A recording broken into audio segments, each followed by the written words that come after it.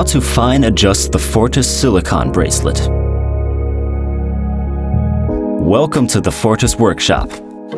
In this short video, you will learn how to shorten your Fortis Silicone strap so that it fits perfectly onto your wrist. To do this, you need a sharp knife. Our silicone bands are divided into several segments. At these points, you can make the cuts piece by piece. We recommend doing it piece by piece because once it is cut, well, then it's cut.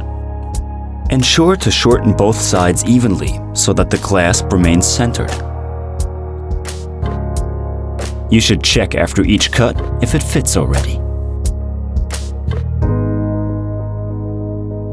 If you want to know how to attach the clasp on the silicone strap, watch the next video.